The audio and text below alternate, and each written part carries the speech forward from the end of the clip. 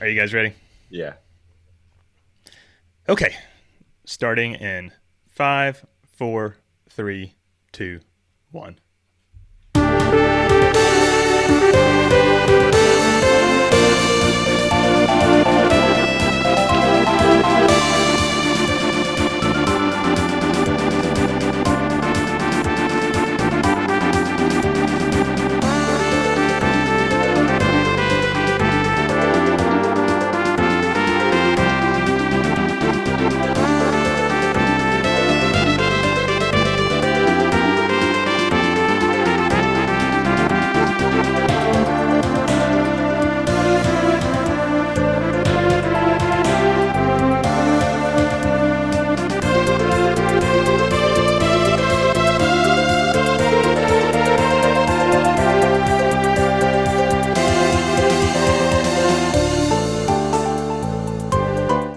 Welcome to the RPG After Years, your weekly show covering all things RPGs from the past, present, and future. This is episode 40. I'm Scott. I'm Jay.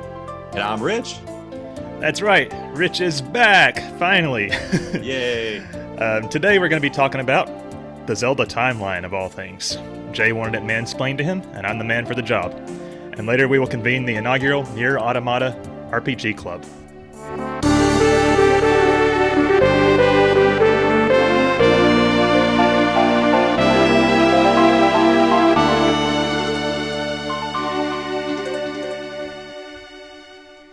I love when the timing of that works out perfect to the music. Oh, yeah.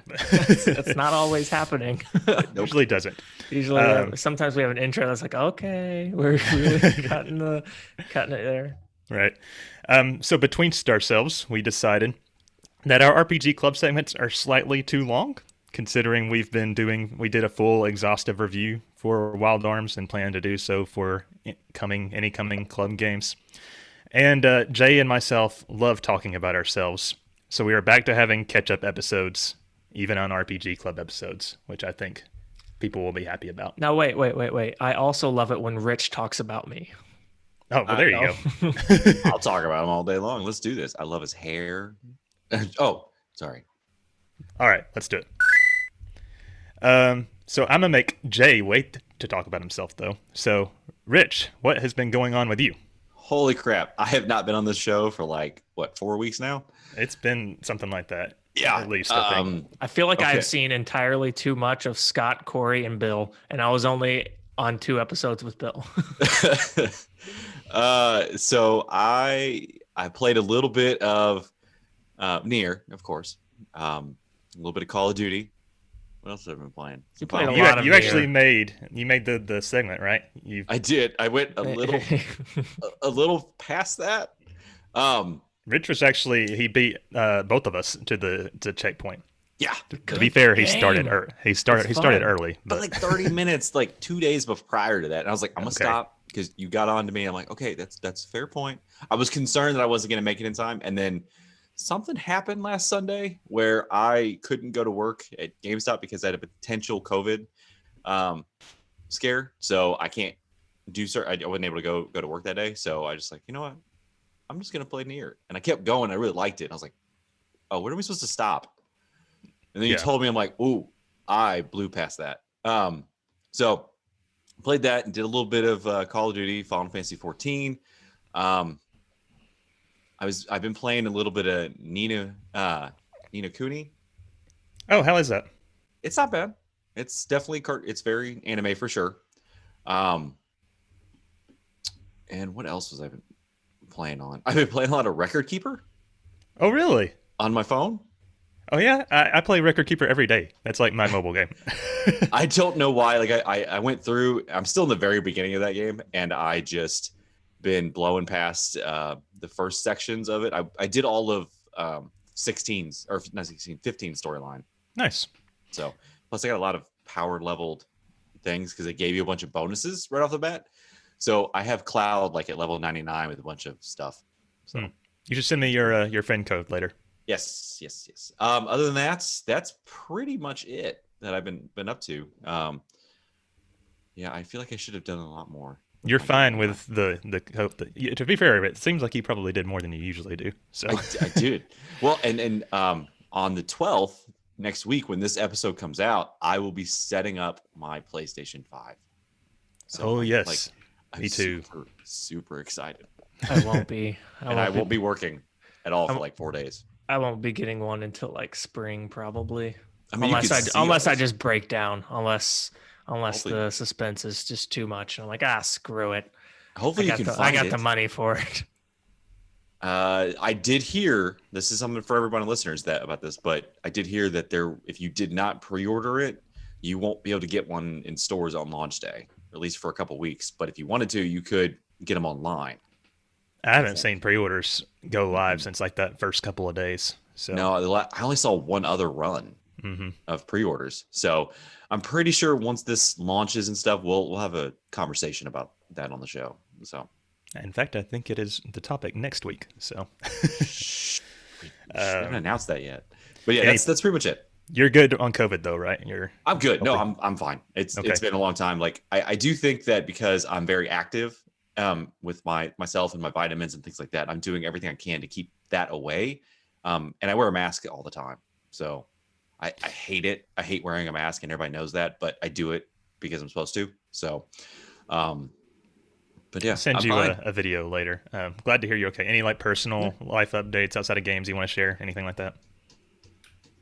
No, I just been working. So Okay. it's really it. I'm trying to get my weight down. Still 7 more pounds to go so I can inspire Jay. Almost there. I had a record low this morning myself, so good job us. Probably from all the stress of building that PC yesterday. Yeah, probably all the sweat I lost because it was hot in here for a minute. But I'll get to that. Oh What about you, God. Jay? What have you been up to? Oh man, nothing. I'm kind of crashing from yesterday's high, but let's see. Game wise, To near be a clear, top. this was recorded the day after the Biden Trump race was called. So Yes, yes, hallelujah. God bless America, and God protect our troops. there So, you go. I've played Nier Automata. I did make it to the checkpoint, and I made it a lot faster than I thought I was going to. Like I thought I was going to have to sit. I didn't realize how close I was already to it yesterday. So whenever I sat down and started playing it, I got I got right to the point where we stop, and I'm like, wait a second, I think I just made it. Because I was Yeah. about to just blow past it too. I was like, oh See? gosh, I probably have a couple more hours. I did the to same go. thing. I didn't like keep going, but when I hit the point, I was like, wait, is that it? I was kind of sad that I had to stop. I was considering continuing because I'm really enjoying it. Yeah. I played a little bit of Final Fantasy 14. I did download and install Elder Scrolls Online. I bought that like a year and a half ago, and I've just never played it. So I might play that a little bit to see how it is. I played a little bit of Tales of Symphonia, not a whole lot. My work did have a game day, so I played Jackbox Party 6 and 2, as well as Among Us. That was pretty lit. A little bit of Final Fantasy 5, not enough. Not enough, I'll tell you that now. Yeah, you're gonna be in trouble. Yeah. So I have a lot of that game to play. And also a little tiny bit of Dot Hack GU. Um, not not quite ready to make that the main game I'm gonna play, but I do at some point. But How there's is just so many games to play right now. how is Tales of Symphonia? Because I've always heard that's the best one. Mm, and right off the bat, I'm not as into it as I was Zestria or Berseria or even Abyss, but I'll keep playing it. Maybe that's like one of the first Tales games that like sort of hit mainstream because I know it's one of the older ones, right? Yeah, it's a pretty old one. Yeah. How is Jackbox 6? Because I don't think I've tried that one. It's good. There are some really hard games, like there's a joke boat game that's pretty difficult. Role models is pretty fun, but if you don't know your group well enough, it'll be really awkward. Gotcha. We didn't play push the button or Dictionarium, but we did play a lot of Trivia Murder Party 2, and that was awesome. Is that I mean, how is that different from the first one, the first Trivia Murder Party? I think Or it's is it just just more new, questions? more questions and new mini games. Gotcha. Where are you guys in FF14? I've been watching this dude stream it, and it's really making me want to play. So I just got my chocobo and was able to switch to a dragoon, so I'm level 30. So I don't know, maybe I'm kind of getting close to halfway point. Rich might be able to, but maybe I'm not. I have zero Uh, idea. I think you're about halfway. Like I just finished, maybe about a month ago, finished uh, the very basic game, and I'm into the patchwork before it gets to Heavensward. So, and I'm level 53, I think, and that level curve, that experience thing is deep. hmm, Like once you get to that, you're just like, oh crap. Like getting a yeah, million, 1.2 million experience to get to the next level. You're like, shit. right. So yeah, it's a good time. I'm a little concerned though, for us, at least for myself on it. Once the PlayStation 5 comes out, I can't play that yet. It won't be for a little bit. Like I'll have to wait till they update it, which is supposed to be in December. So we won't have to wait too long. Yeah, well, just keep your PS4 plugged in for now. I can't because I'm trading it in because the game stuff is a Oh, big bonus to it. That's mm. why. Yeah, I mean, really, once we have a PS5, there's not really a reason to keep a PS4. No, So Yeah, I yeah, there is collection. I Come on, guess. 20 years from now. but, um, but I'm yeah. excited because I'll be able to plug it in here and stream from that if I choose to. Um, Yeah. Well, it wouldn't be such a bad thing. Like I agree with you, Jay. If it said, okay, this is the only console that plays PlayStation 4 games, but the 5 will play all of them. So there's really no Yeah, need to. they this is listed true. like 8 or 12 games or something that aren't compatible for whatever reason. Yeah. But other than that, nobody cares. Everybody's like, okay. Okay. Well, I've been very productive, so I'm going to speed through this as fast as I can. Um, been playing Xenoblade Chronicles still. We are at the point right before you get to the final dungeon. Um, the We've been playing Mario 64. We've got like maybe 30, 40 stars. We usually only play that if we're like drunk and running out of time to start something else substantial. um, we beat Valkyria Chronicles 4, and I'm not going to play the jingle until I'm done because there are several beaten games in here. That game was good. Not quite as good as the first one, but it was a lot closer to matching the quality than I thought it was going to be. Rich, I finally picked Grandia 1 back up. Um, I think I'm also very close to the end on that. I Oh, just solid. got to the last optional dungeon, which I've heard is hellacious. And there's no save points in there, so I had to stop there because I ran out of time. But I'm getting there.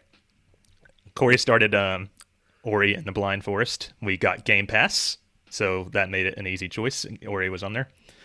Um, that game is very pretty, but Corey is not very good at platformers, but he always likes playing them. So he like starts raging, and I don't know. Um, but I like it so far. Um, it was Halloween, so we started a horror game, the Dark Pictures anthology, Little Hope, which Ooh. it's by the same developers as Until Dawn, and I really Okay. liked Until Dawn. Um, this is the second Dark Pictures anthology game, I and think they all tie together, if I yeah, they remember do correctly. Okay. somehow. They have like the same narrator. He's like a crypt keeper-ish dude. um, but I'm liking it more than Man of Medan, which was the first Dark Pictures anthology. But we're still kind of early-ish in it, so we'll get back to that eventually. We started Life is Strange 2, which I'm really liking so far. I liked the first Life is Strange a lot, and then the sequel to that one, or the spinoff, or whatever you want to call it, or prequel, I should say, was not as good. But this one seems to be matching it up in quality. It gets serious really quick. Of course, been playing Nier Automata. We'll talk about that later, but I did hit the checkpoint. We got all the collectibles and then beat the secret world in Donkey Kong Country Tropical Freeze. Corey and I recorded the review for that yesterday. I beat Final Fantasy V, 100%ed it, got the platinum achievement thing, whatever. Um, so I was very excited about that, and we'll talk about that more when the review comes. I also beat Ring Fit Adventure. Um, Finally, beat World 23, and now I don't have a workout to do on Wednesdays. I have to improvise. I a rower. Yeah, maybe. Well, the plan is there is a new game plus mode, so I'm gonna once I get my streaming set up, all that, I'm gonna like stream the new game pluses, and everybody gets to watch me work out. Sold. I want Right? that. There you go. We also beat Rise of the Tomb Raider and all its DLC packs, and we'll do a review on that with Lauren at some point. I'm not too keen on it. It was fun enough, but kind of forgettable, the whole thing. You make And- me like. I wonder what life would be like if I chose not to have a kid. I love my child. All right. Yeah, well, Man, you're naming off all of these things here. I'm like, oh my gosh, you guys. but on are top of all fun. that, my my significant other is also very into gaming, so it's like it makes it very easy to plow through all these. To be fair, I should probably spend some of this time improving myself in other areas, but what are you going to do? And then we also started and finished Uncharted 1. We've been wanting to get into the Uncharted series, but every time I try to start that game, I get frustrated because I'm not good at shooters, and that game kind of is a shooter more than an adventure game.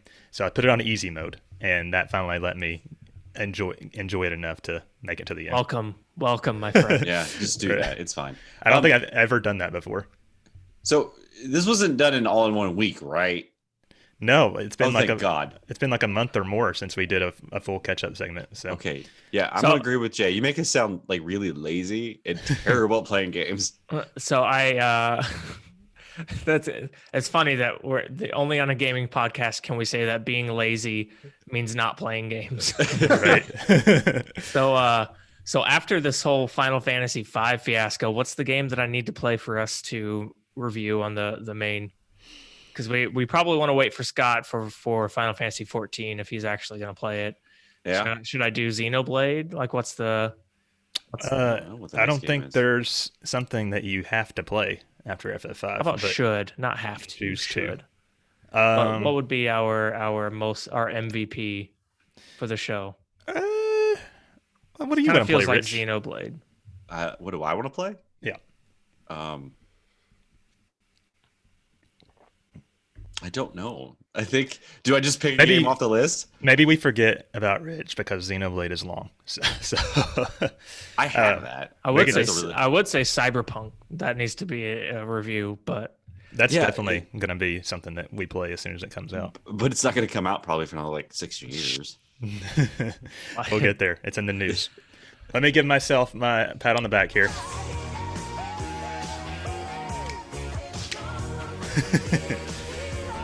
I would have had to play that like 5 or 6 times at least if I'd done Yeah. that for every game. that'd been funny. Okay, so sounds like we're all caught up. Oh, one more thing. I did buy a gaming PC, all the parts for it. Spent like 7 hours streaming, me and Corey fighting through building it yesterday. It's still not built, but the plan is to start streaming. It's built basically, right? You just need to figure out what's not What- right. What we built wrong.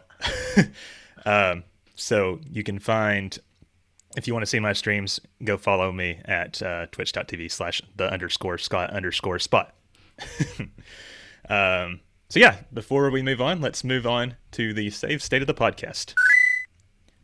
So guys, the RPG After Years has a really high rule, Ian Patreon.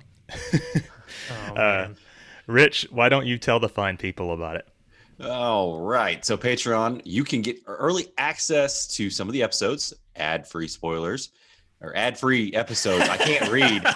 I just merged things together. Aftercast, extra reviews, RPG club nominations and voting, and more. You can go to patreon.com/RPG After Years. What did you say? I didn't catch it. Don't worry about it. You'll find out later. Okay. Ad-free spoilers. That's what you're Um, getting on this show. Yeah, right now in the pipeline, we've already recorded a Last of Us review and a Donkey Kong Country Tropical Freeze review. So I just need to get those edited. So those will be out soon.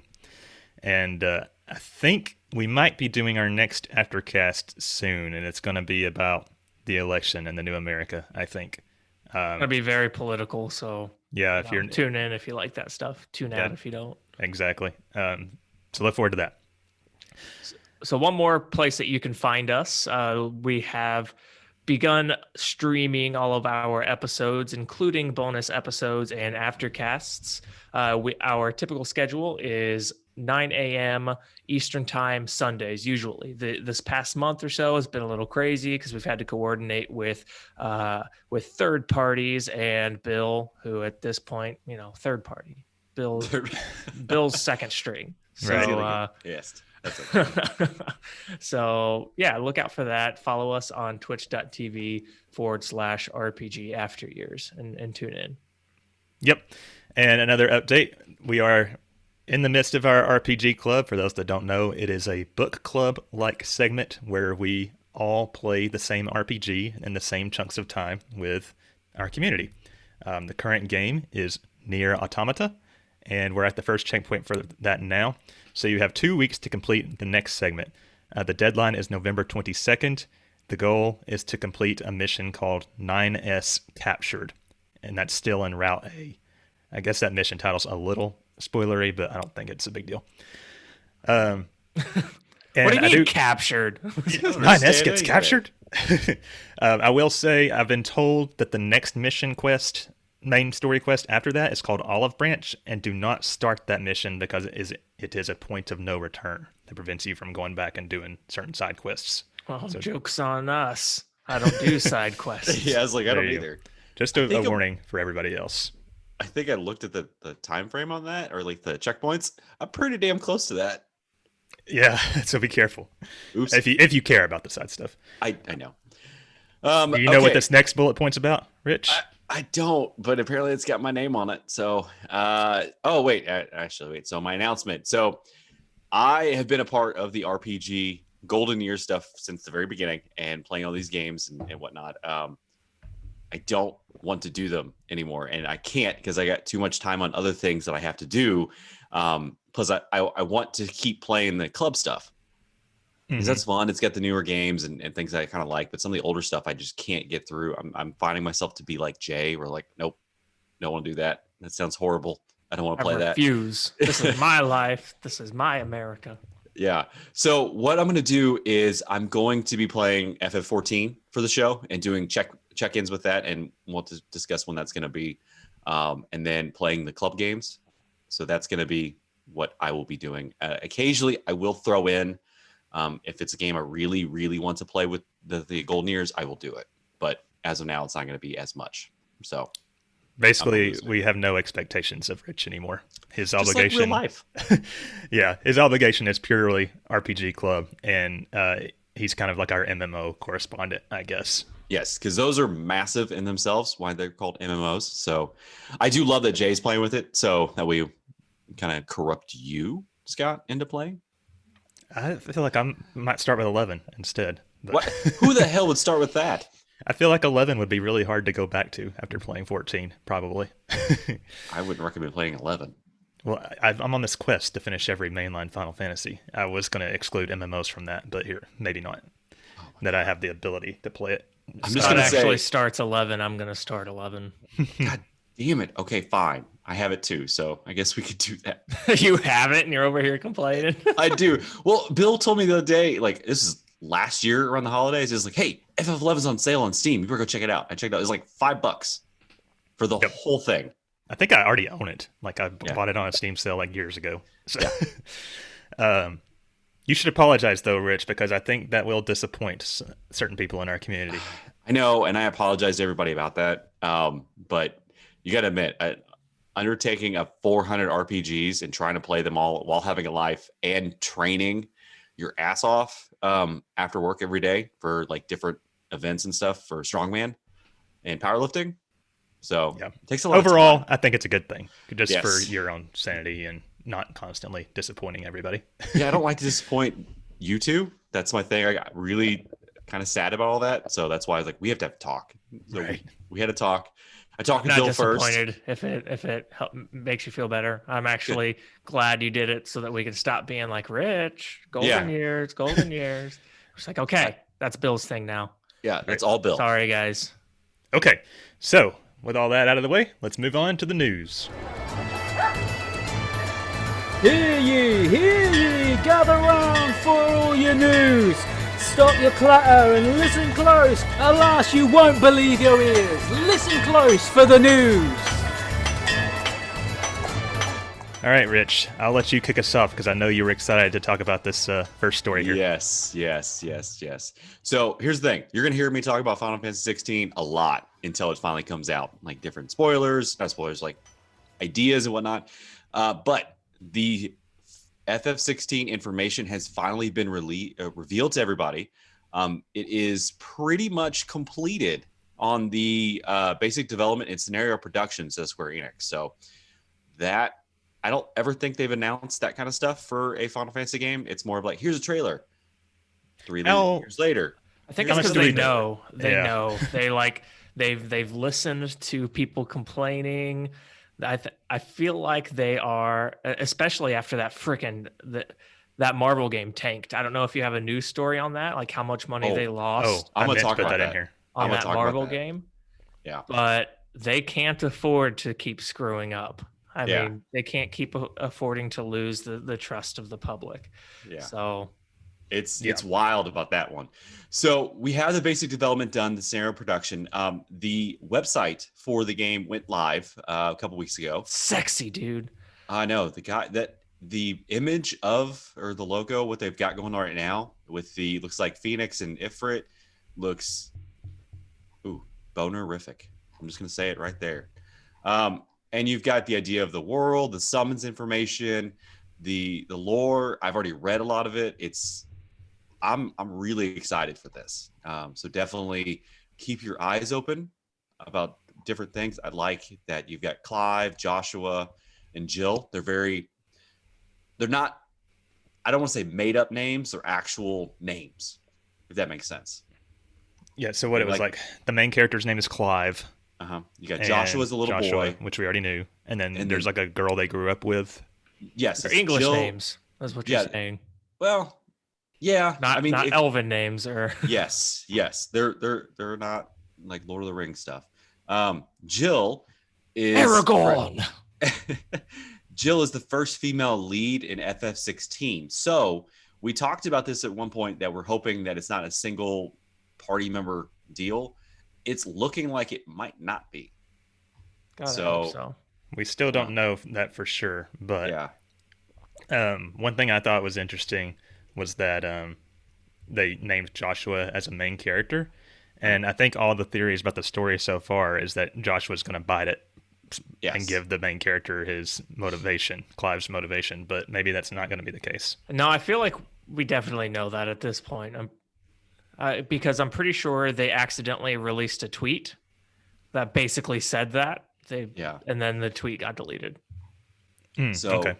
There is a total of 1, 2, 3, 4, 5, 6 different kingdoms. So that's a pretty good one. If you guys remember in FF15, there was only 2, Lucius and the Empire. I think Altissia was also independent, but everything else was just those 2. Yeah, they were Denmark. They were independent from everybody. So that was totally fun. You got the icons, or is it icons? Yeah. Okay. The dominance, which is a pretty cool concept. I think that's a really awesome idea behind it. So yeah, I did think that this info dump was kind of cool to hear, but I also, after I read it, I was like, I feel like I didn't actually learn very much new at all. Like everything which that is they, fine. yeah, because we don't want to know the whole thing before. Kind of like solidified it. Yeah. Mm-hmm. But think this way, we don't have this normally from a FF game. I mean, you had FF16 where it's like, oh yeah, we're kind of doing something, and then they did the big expo show of that, and then that was it, and then things changed again, and they released it finally, but that was it. This, I think they've learned from their mistakes. Gotcha. Do you guys believe them that they're as far as they say they are? I do. I want to believe them. Yeah, I believe it because any other, especially at the front end of 7 Remake being announced, they were kind of like, well, we're still like 17 years off. So right, yeah. We just wanted to give you a little taste to boost our stock. Well, I'm excited. They're still saying that we won't get a major update until next year, but we'll see what happens. I bet we'll see it at holidays next year. Yep, yeah. I hope so. Because think of it this way, it was a PlayStation 5 like launch, or not launch, like kickoff trailer. So that Yeah. says something. But also 7 Remake was announced before the PS4 came out, so I'm trying to be hopeful over here. That's a whole nother thing. Jay alluded to this. Sorry. Jay alluded to this, but we've got some news about the Avengers game yesterday. So that Avengers game that at some point people were pretty hype about, Square Enix lost 48 million on it so far. I thought it was 63. It might be 63. This article from 16 hours ago was $48 million, also known as 5 billion yen. So yeah, the one I've got 63 million. The thing is, like, there weren't very many people excited for this game, even since its launch. Like, and they never failed to get the hype back. And at some point, like, they pivoted into making it like the focus was the multiplayer mode. What was like, I don't even know how the game plays. I've heard the single player campaign is good, but this is not good for Square Enix. Nope. Haven't. I played it for like 20 minutes. I still need to try it. I still wouldn't mind playing the single player mode, but so the way these are connected, like Jay was saying, is that the theories are now that this has tanked so hard, they're going to try to rush out Final Fantasy 16 even sooner. Which I hope is the case. Their loss is my gain. I hope they don't screw it though. But yeah. I feel like the only way they would really screw it is if they're like, well, I don't really like this story enough. Let's scrap the story. Stop scrapping stories. That's all I got to say. Like, you guys have the gameplay and the tech and stuff. It's there. You already have it in other games. Just stick with the story. Get it done. Yeah, please. All right, next up we have Mass Effect Legendary Edition confirmed. So there were like some chatter around like new Mass Effect content, but it looks like we are going to get a Legendary Edition, which is the trilogy, and that's going to be coming to PS4, Xbox One, and PC in spring of 2021. So I think we're going to see that on Steam probably. So that's going to be pretty awesome because I'm going to buy the hell out of that. Yeah, I want to try this series too. I've never played it, but it looks cool. I played the second one. That's it. I hope it comes to either the Switch. I thought it was gonna be on the Switch too, though. But that's fine. Not everything comes to Switch, obviously, but maybe PS5.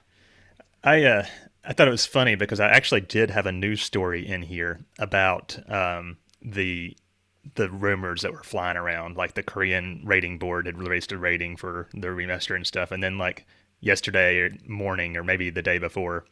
I think it was yesterday morning because like the election results news like immediately swamped it. But it was confirmed, and I think they even said that the next entry in the series is also like under development, like it's underway. So that's exciting too. Hopefully, it's better than Andromeda. We'll see. The Kingdom Hearts Melody of Memory demo came out. For those that aren't aware, this is the rhythm game that Kingdom Hearts is releasing. I downloaded it and played it, and I did not like it. So, I'm not huge on. Yeah, I'm not huge on rhythm games to begin with, and I know a lot of people did like it, but I found it very challenging. Like there was too much going on with the different buttons you have to press, and this isn't connected to a story at all, is it? There is a framed story of Kairi like searching through her memories to figure out what happened to Sora at the end of KH3. I've seen there's been like some clips of Kairi facing off with the Master of Masters, which is cool. They don't need to do this. This is a phone game. I know, right? Why are they sticking mainline story in phone games? I'm gonna have to just watch a YouTube video on it's this. Actually a console read a game. wiki. It's a Switch. Is it a console game? Oh, my bad. But at this point, might as well be a phone game. That's a phone game smashed into a Switch. Yeah. Well, I was considering buying this, but after the demo, I think it's definitely going to be a YouTube the cutscenes type deal. But that's it for that. All right, so all Pokemon Sword and Switch DLC is out now. Yes. What was it? The story. It's Tundra. Crown Tundra, right? Yep, Crown Tundra is out, which has a lot of the legendary Pokemon from the past. It also has a koala bear. It looks like is the new thing in that one. That's about it. That's all I got. And I think they added back every legendary Yes, in the series. correct. Did I'm they trying add to- it back in ways that you can catch it, or in like just transfer? I'm pretty sure you can catch them. Yeah, you can catch them all. They have like these Yes. max raid battles that you can do against them or something like that. Oh, interesting. I'm trying to make sure that the game. I kind of feel that like, okay, nobody was really too happy with the surprises here, so we're just gonna shove everything in it, and people use it for tournaments and stuff. Let's focus on the next Pokemon game. Yeah, I have heard that this Crown Tundra is better than the first DLC pack or whatever that Yeah, came out. seems to be a lot more stuff in it. Is what I'm understanding. I've heard that like the actual Crown Tundra area is more. They got the open world like more right than they have so far, as far as like how those areas work. So we'll get to those eventually one day. Corey's almost at the end of the base game, but he has almost been at the end of the base game for a long time now. So who knows what'll happen? Yeah, excited for that eventually. So unfortunately, my heart is broken, and we've already talked about this in extensive detail in the Discord. But Cyberpunk 2077 has been delayed until December 10th, literally one day after they said there will absolutely be no delays. So that sucks, and we're basically blaming it on the new generation of consoles. Like they just need to do like testing on the new gen. That's it. They could have like PS4, Xbox, PC, good to go. But they need to do testing on the new gen. So that sucks. I feel like they should have just went ahead with the release and postponed the next generation, because a lot of people are mad. CD Projekt Red stock like plummeted. They really screwed themselves up on this one. Poor decisions made from the top. However, we applaud and celebrate the hard work of these developers, and people need to respect them. Yep. Just not the guy that handles the Twitter page, because that guy probably got really screwed. Oh yeah. Well, yeah, because literally the day before they announced it, somebody tweeted him and said, "Hey, I need full confirmation that the game is coming out when you say it will, because I'm taking days off work." And he was like, "Full confirmation." Yeah. And then the next day it's like, "Well, we're going to delay it by 3 sucks. weeks." I'm sure that guy shit his pants. He's like, "What?" It's only 3 weeks, so not that big of a deal. But to me, it is comical at this point. Well, I'm sorry. This last week was 3 weeks. So I don't know. It still feels like forever away at this point. Yeah. And Corey was really looking forward to that being like one of the first games we played on PS5, if not the first. But I'm gonna try to get the marketing piece, like a advertisement from GameStop that says November release date, just to make it a have collector's item. Yeah, I was like, oh, this did not happen that day. Just throwing it out there. This is unique. We should get it There you go. signed. Let's fly to Poland and get it signed by some of the people over there. To be a fly on the wall at CD Projekt Red. Yep. All right, so Trials of Cold Steel and Crossbell series coming to Nintendo Switch in 2021 in Asia. Trails. God, I cannot read today. I used to think it was Trials too, to be fair. Trails of Cold Steel. Trails of Cold Steel. I'm sorry, this is the work of the American education system right here. And potential I can't read. dyslexia. Yep. That's probably what that is.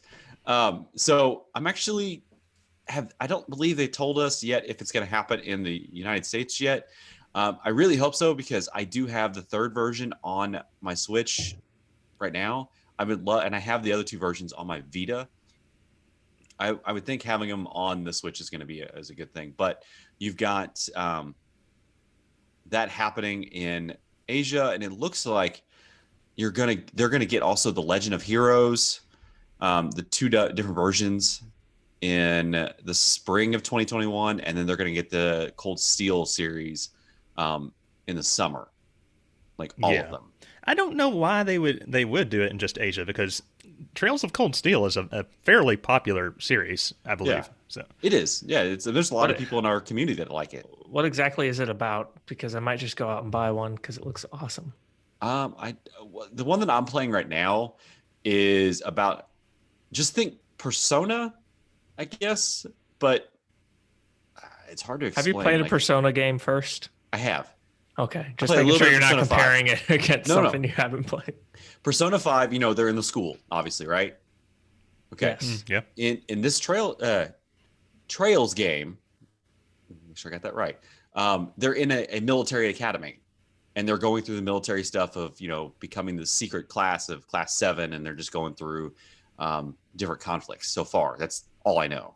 In the Sounds first cool. one. Which one's the first one? Just Legend of Heroes: Trails of Cold Steel. Yes. Okay, it's $40 on Steam. I think Okay. Satan may have nominated that for the club this last time. Well, by golly, it looks like an anime I'd watch, so I'm down.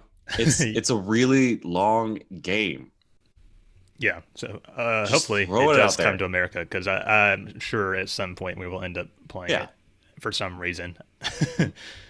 Now I'm scared to buy it on Steam because I don't want it to come out for Switch. All right, I feel you. Okay, you can reading. This thing, I don't need another ding. This next news story came out of nowhere, but apparently it's like Fire Emblem's anniversary, the series anniversary this year or something. And so Nintendo announced that they were going to be releasing a port of Fire Emblem, Shadow Dragon, and the Blade of Light on the Switch. And that is the very first Fire Emblem game that was on the NES. And in case you guys aren't aware, we didn't start getting Fire Emblem games in the West up until the mid 2000s or sometime during the GameCube GBA era. And since then, Fire Emblem has grown into a very hugely popular series for Nintendo. So this was kind of surprising because they did a full translation. They add some features like rolling a rewind feature, stuff like that.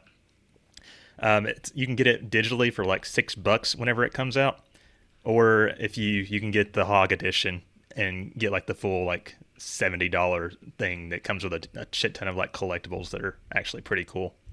I can't imagine what they had to have done in order to take a really old game and then add stuff to it. I'm wondering if they had some special port already, because most games back from the 90s are in assembly. 90s and 80s, it's assembly code. It's it's not super easy to just go back and start adding stuff to, especially with a freaking spoiled program as we have today, like Scott and myself. All right. I don't have to do anything hard. I will take the $6 version, please. Yeah, same. What's the collector's edition? How much is that? $70. I don't But know. It looks beautiful. That comes looks with a so lot of cool. shit. Yeah. Yeah.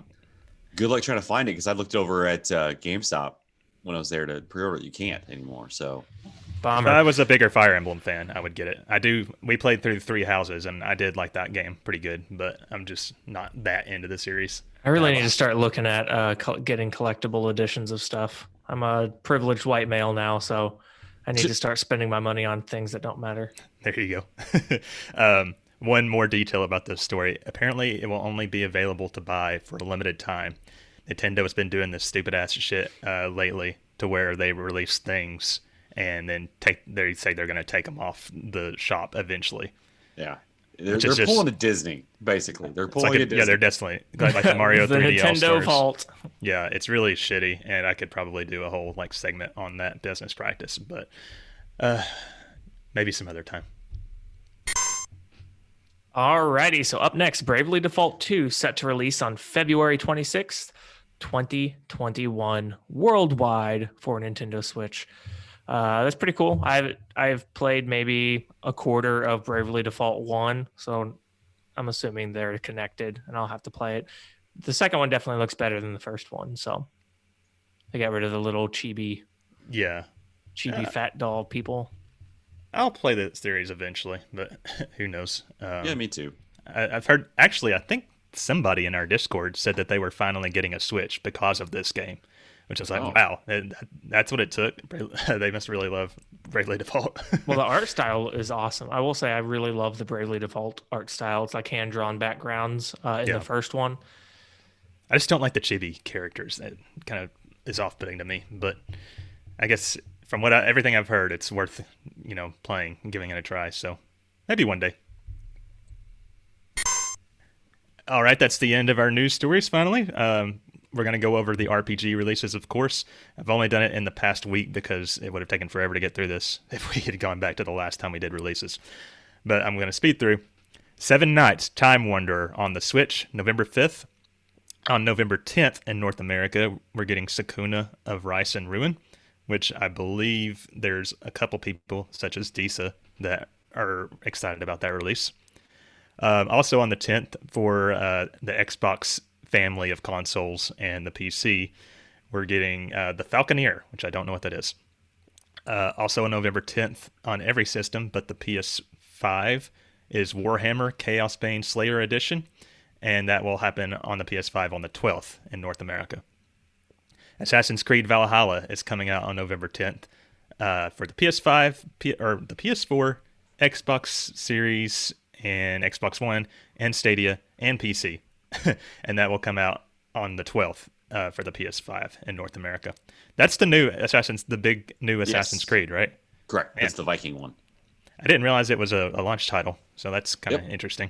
This is the game that made me tell you that you need to make sure you get a video card with 8 gigabytes of video RAM. Are you not going to be able to play it? I can, but I won't be able to max out settings because my video card doesn't have enough RAM, or the recommended RAM is 8. Video card.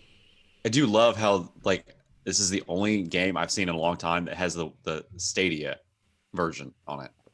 Right. I haven't seen other ones in it. It's there's this one. It's still kicking. Yeah. Maneater, everybody's favorite open world shark game, is coming to PS5 and the Xbox Series on November 10th on Xbox and the 12th on the PS5.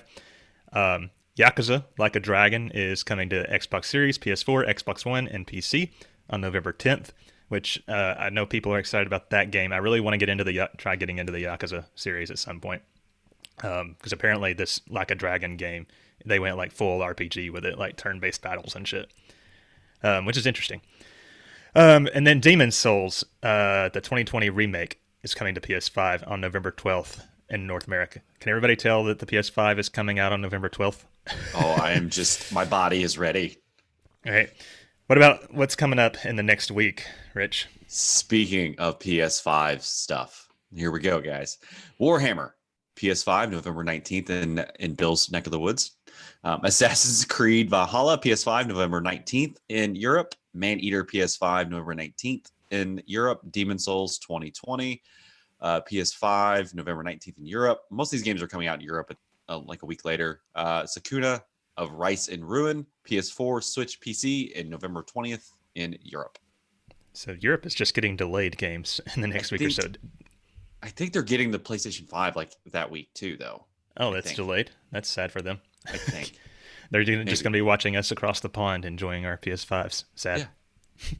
All right, with all of that out of the way, let's take a quick break before we get to our main discussion. Phew. Where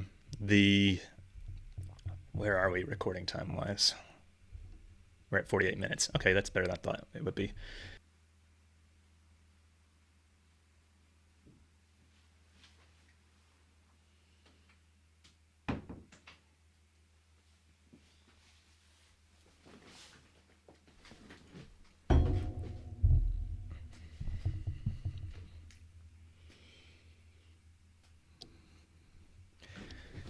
I'm back whenever you guys are back.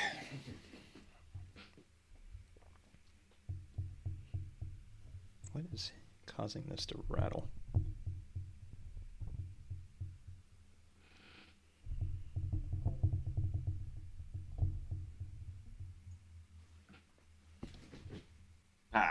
My wife was in here a minute ago. She's like, "What are you doing?" She didn't know you were podcasting. No, she knew I was recording. She's like, "Are you still recording?" I'm like, "No." She's like, "Do you stream live?" I'm like, "Yeah." She's like, "And you look like that." Thanks, wife. Yeah. Well, the joke is I roll out of bed when we do this. She's like, "Oh, okay, that's fine." Yeah. Well, my wife is more about, she wants to make sure I'm put together for public. I don't think you look that bad. Yeah. Maybe it's because you just always are. Well, you are usually rolling out of bed when you do these things.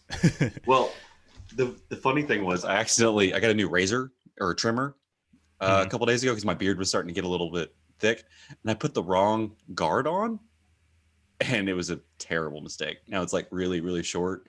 I got Hmm. like a few strokes in. I'm like, well, I'm already deep into this. We might as well just go for it.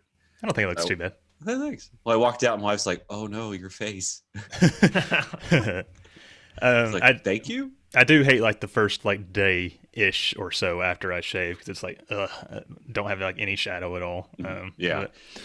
Why you got to use the red guard, like the shortest guard that you can, so you can leave a little bit of stubble. Yeah.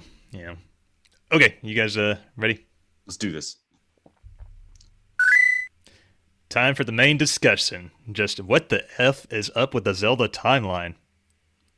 And we can pretend like we have a musical transition. Da da da da da da da.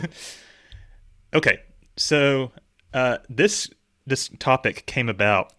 I can't remember what Jay and I were, what episode it was or whatever, but he made some kind of comment that led me to believe that maybe, Jay, that you thought that there was not more than one Link, or like you said, how old is Link at this point, or something like that. No, I said that I was generally confused because I recognize that like Zelda's like the Legend of Zelda games at the very least have parallel universes.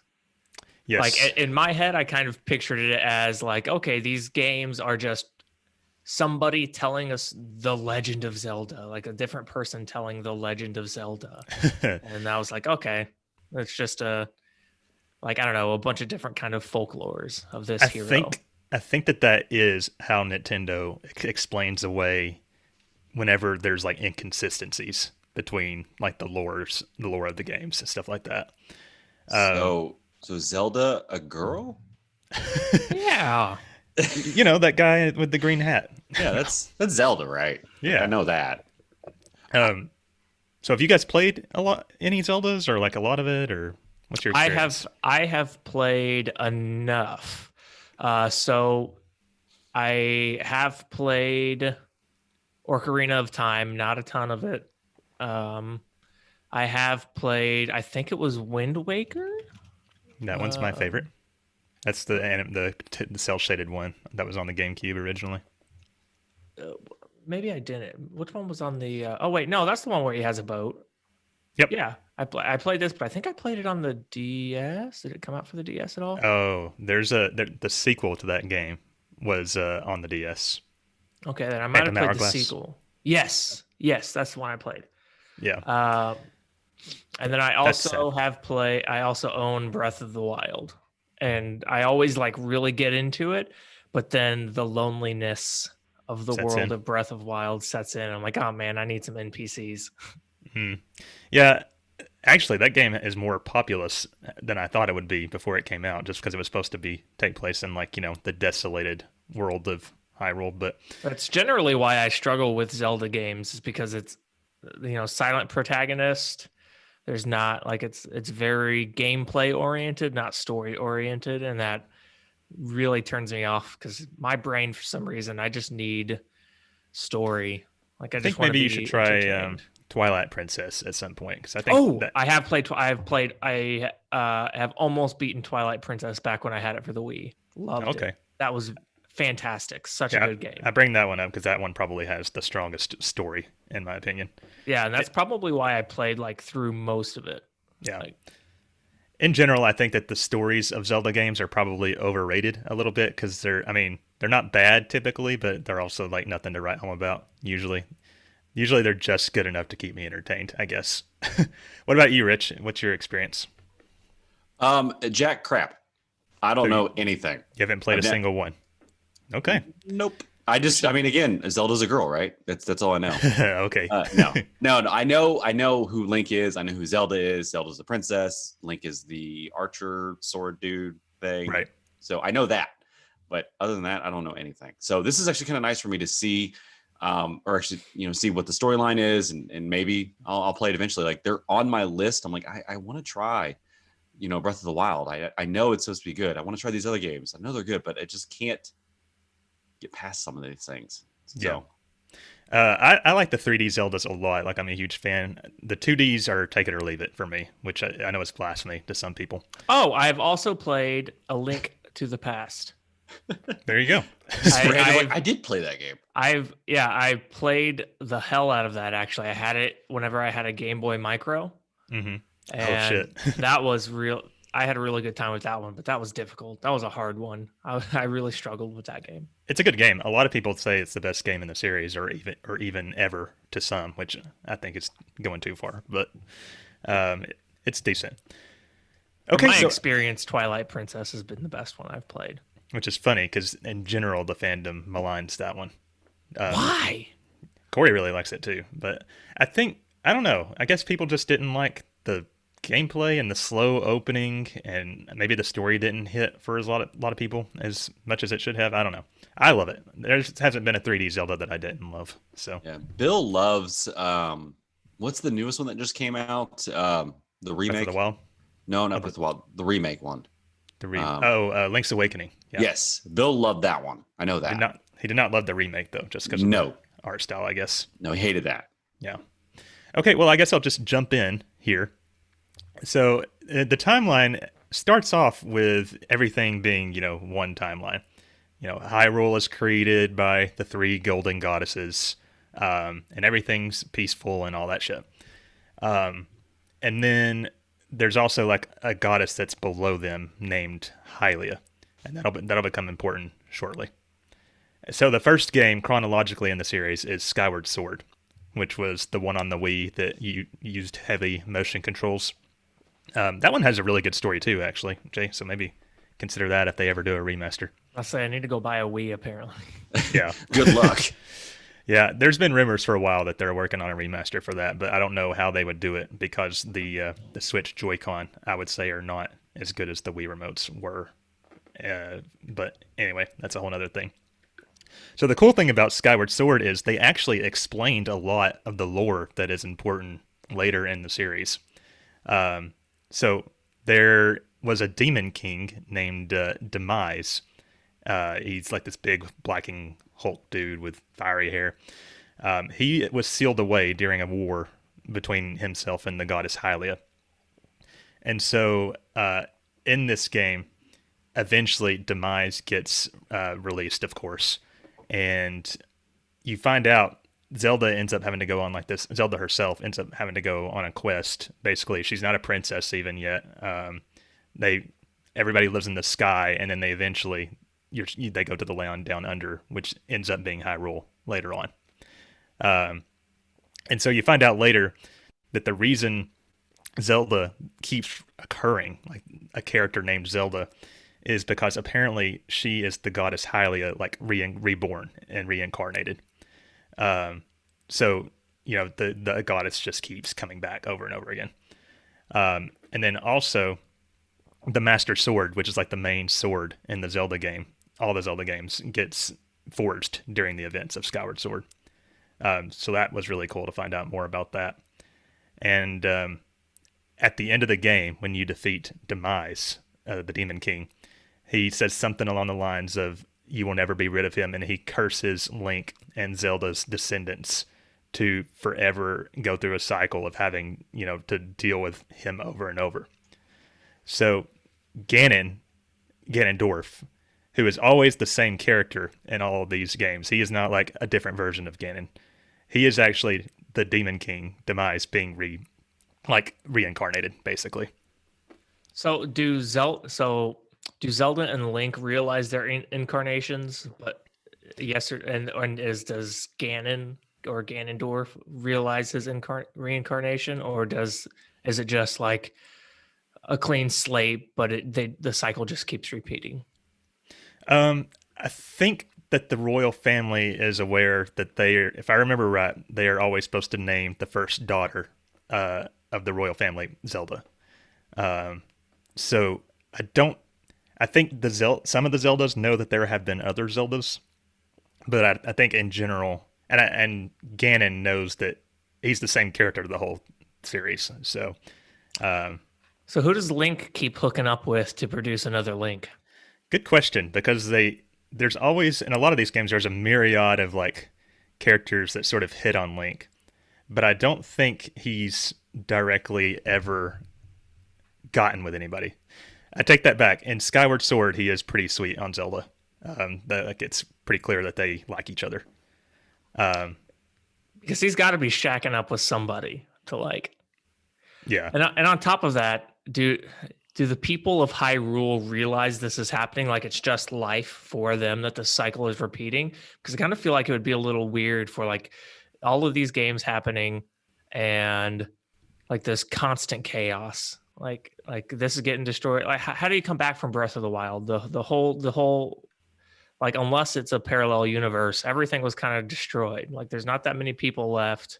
Like how do you recover from that and produce a new cycle? we'll get to Breath of the Wild because that is a very interesting case for the timeline, and it's at the very end of the timeline. So, but usually these games are like at least 100 or so years apart. So it's like just enough time for like the former thing that happened to sort of fade from memory, but not. There's some games where they know they have to prevent Ganon from being revived. Not every generation has a Zelda. It's just like once Zelda. Once the current Zelda dies, then the next firstborn female becomes Zelda, no matter how far down the tree it ends up being. I guess I'm not too sure on that. I know that there is one game that we'll get to where they make clear references to like the last Link and the last Zelda that came before them, but we'll get there because that's pretty late too. I also wonder how that's got to be. That's like for Link. Like, because to me, it always seems like Link is just an idiot at the very beginning of every game. Like, he just knows nothing and he has to slowly learn everything. And it's like, well, I wonder what he's thinking. He's like, what do you mean, other Link? The freak are you talking about? What? I'm the only one. They usually just say the former hero. I guess they don't really ever call him by name because usually you can name Link, as a silent protagonist. Yeah, that's true. Yeah. So after Skyward Sword, the Demon King is sealed. The Twilight are banished, which comes into play in Twilight Princess later. This is stuff that happens between games in the lore. The Sacred Realm is sealed. That's where the Triforce is kept.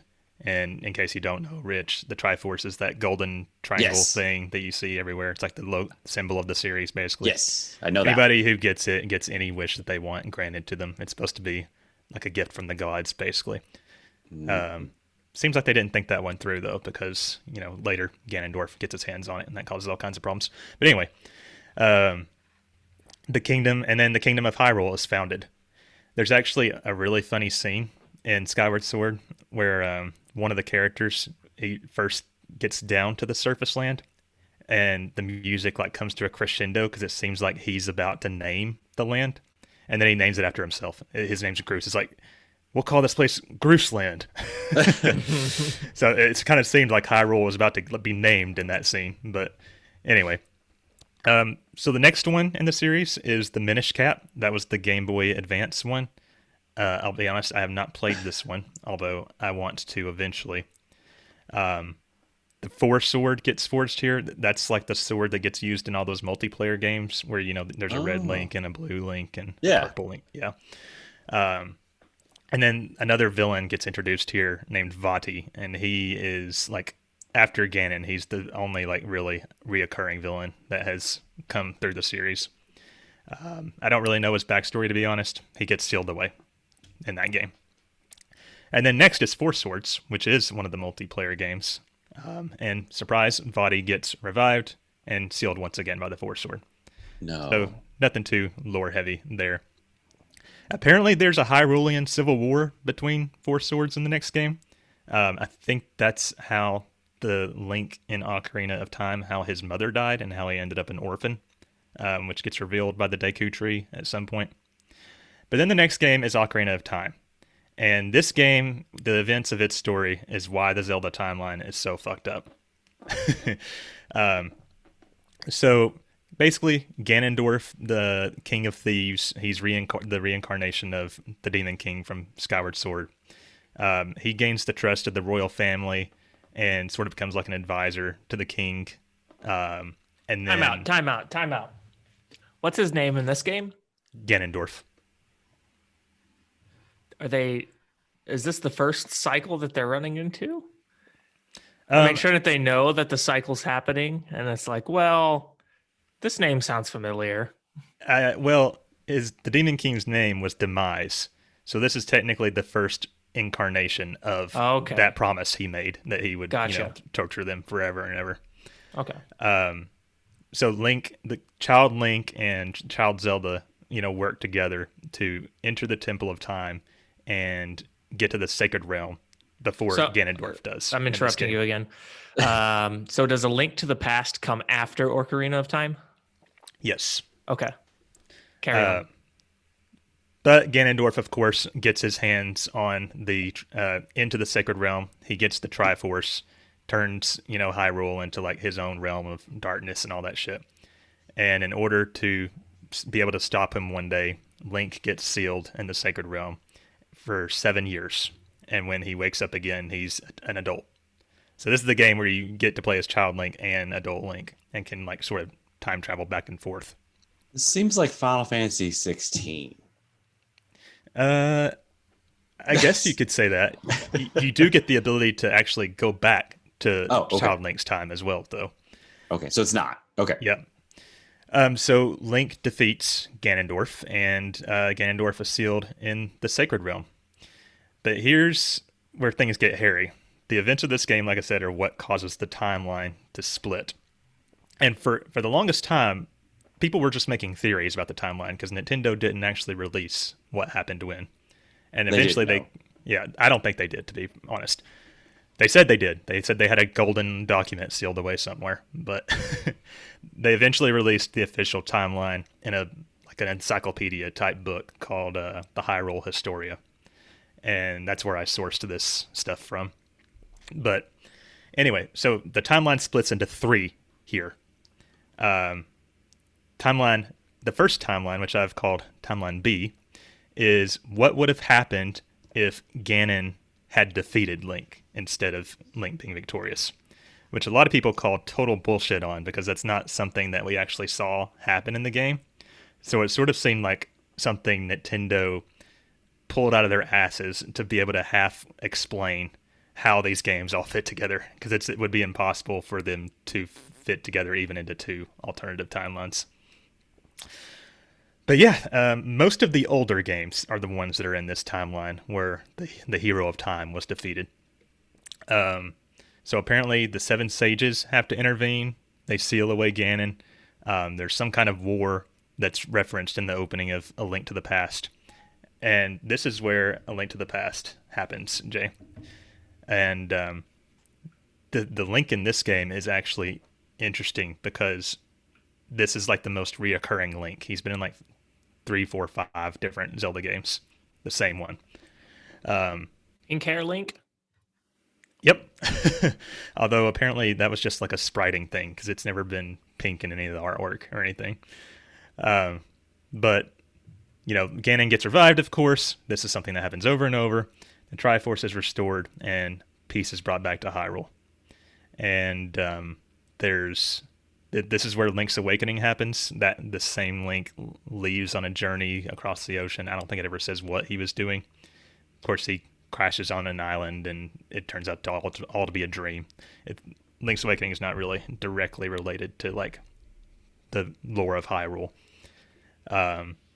And then Oracle of Seasons and Oracle of Ages, which was the Game Boy Color games, which were had a dual compatibility thing. Like you could play one, and if you had the password, you could it would add to the story of the other one. Pretty neat system, but they were not like Pokemon though. It was 2 different games, just with some similarities. I think Capcom developed those actually. Anyway, in this game, the Triforce is split, so I think that's the end of that Link story. Far into the future, A Link Between Worlds, which is, I think it was a 3DS game. It's like a sequel to A Link to the Past because even the map is the same. So that was kind of cool for A Link to the Past fans. So does the map drastically change between games? Does that how's that explained? It takes a long time for continents to shift. Are there drastic changes in maps? Yeah. It's almost never the same. It's just in A Link to the Past, it was exactly the same as it was in A Link to the Past. How do you explain that? They just It's like a whole civilization just bulldozes and then builds some other mountains. Well, the thing is, there's always like the same landmarks for the most part. You got like a Lake Hylia and a Death Mountain and Hyrule Castle Town, stuff like that. And they're usually generally geographically in the same general area. Like the lake is to the southwest, the mountains up north. But I think the reason it's not exactly the same is like that thing I referenced earlier where it's a legend. It's slightly different. Okay. I love how you're. I'll suspend my disbelief. Yeah, right. I love how you're asking these scientific questions, like how do the continents shift? Like I need to know the time frames and how this works. I like consistency. Okay. Yeah. Right. Triforce Heroes is next in this timeline. That's like a multiplayer game that has like a pretty light plot for Zelda. I don't really know what happens there. And then apparently the royal family used the Triforce to bring prosperity to the land, but that didn't work eventually between games. And this is where the OG, original Legend of Zelda for the NES, takes place. Oh man, that far ahead? Yeah. God. Right. There's not, as you guys what know. They probably had to do was like, okay, this game's successful. We got to build an empire out of it. Okay. Oh, okay. In order for other things to make sense, let's just go way back here and start rewriting stuff. Then it will work. I think why the hero was defeated timeline, it has most of the older games in it, is because they probably weren't thinking about the continuity at all back then when they were making those games. Mm-hmm. So they had to find a way to shoehorn them in somewhere. They weren't thinking about the continent shifts. Right. Ganon returns, of course, in the OG Zelda, and they get the Triforce back together. Of course, same thing happening. And the Adventure of Link is also, that was Zelda 2 on the NES, is also, it's the same Link from the first Legend of Zelda. I think the plot of that one is they're trying to revive Ganon, but I don't think they actually succeed, if I remember right. So that's good. That's as far as that timeline's gone. So, jumping back to Ocarina, the next timeline is where the hero defeats Ganon and returns to his childhood, and in this, he is able to warn the royal family of Ganondorf's treachery before he actually is able to get the Triforce, and Ganondorf is imprisoned. So this is like the timeline of the child Link from Ocarina of Time. Does that make sense? No. Shit happens, apparently.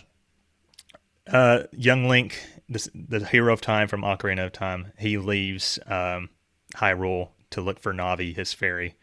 This is where Majora's Mask happens, but it takes place in like a alternate parallel version of Hyrule, kind of. So it's not really directly related to like the lore of Hyrule.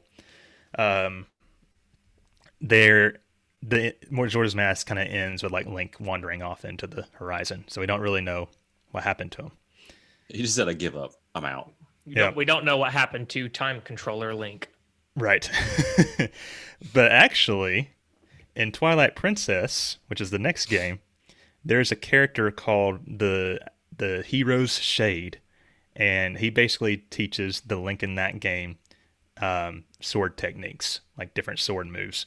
And it is heavily implied that Hero's Shade is the hero of time from Ocarina and Majora's Mask. There's a lot more story to this than I thought there was going to be. Right? I dig it. I really like it. Yeah, it's fun to like kind of just compare, like figure out how they connect and all that. And I think that might be the first and only time that two Links have been in the same game, I guess. Not counting, you guys all know I love the Kingdom Hearts craziness. So right. I like this craziness. I like the idea of having to keep track of strands and be like, okay, this Link is actually this Link who did this. And then we have this Link who can travel through time who helped this Link. Right. Yeah. It's pretty cool. I can't do it. My Midwestern brain just can't connect all that. It's just like, nope. I've been in the Midwest my whole life, my friend. And I'm deep in Midwest or Texas. I was Southern Illinois. I was basically Missouri most of my life. Oh, okay. There you go. After Twilight Princess is Four Swords Adventures, which I've also not played. It's one of the multiplayer ones. It came out on the GameCube. The cool thing about that one is Vaati from the earlier games returned again, and he was able, he like actually tried to revive Ganon for his own purposes, which of course turns out to be a big mistake. But they defeat Vadi and Ganondorf, of course. And that's as far as that timeline has gone. So the child timeline had Majora's Mask, Twilight Princess, and Four Swords Adventures. The final timeline is where the hero of time in Ocarina defeated Ganon, and then that timeline that he left behind continues on without him. So this is like the adult timeline. Apparently Ganondorf came back again at one point somehow, and at this point, like, things got so shitty that the goddesses were like, well, they sealed Hyrule and completely flood it. Like, Hyrule just becomes like an ocean, and it's just flooded away to stop Ganon. And this is where the Wind Waker comes in, which takes place on the Great Sea. You're taking your boat across different islands. And the cool thing is, these islands that you explore in Wind Waker are actually like the peaks of Hyrule. And at one point, you actually do get to like go back down to Hyrule. You know, of course, it's magical, so you don't like drown or anything. How did it get flooded? Did you say that? The Ganondorf came back to power, and things like went to hell, and so the gods were like, "Okay, fuck that," and they just flooded Hyrule to stop it. They were probably like, "Oh my god, there's 4 timelines right now. This one's got to go." Yeah. Yeah, I guess a lot of people call that the era without a hero. So I guess there wasn't a hero to stop Ganon at that particular time. I don't really know, but so like I said, in Wind Waker, one of the coolest parts of the game is when you do get to go back down and you see Hyrule Castle. It's very similar in appearance to how it looked in Ocarina of Time. And you even get, when you go down to the chamber to get the Master Sword, there's like stained glass of the 7 Sage characters from Ocarina of Time, which is really cool. Of course, you get to hunt down the Triforce again. You get the Master Sword and all that. Ganondorf is actually working in the Wind Waker he wants to restore Hyrule so he can like continue to rule over it. He doesn't want to rule over this Great Sea area. And your partner character in the Wind Waker is actually the king of Hyrule from Ocarina of Time. So that's really cool. Your boat turns out to be the king. What? Yeah. Apparently he can like transform back and forth. Like when you're in lower Hyrule, he can be the king. And then when you're above sea, he's the boat. Okay. Yeah, right? That's a little weird. So at the end of Wind Waker, the King of Hyrule, he gets the Triforce and he makes a wish for Hyrule to be like washed away permanently so they can leave it behind. And the Link and Zelda of that game can like create a new land and leave, all of Ganon and Hyrule and all that, bloody history behind. So that part's really cool. The next game is Phantom Hourglass, which is actually a direct sequel to Wind Waker.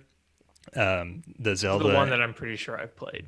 Yeah, the Zelda and the Link of that game are actually the same Link and Zelda from Wind Waker.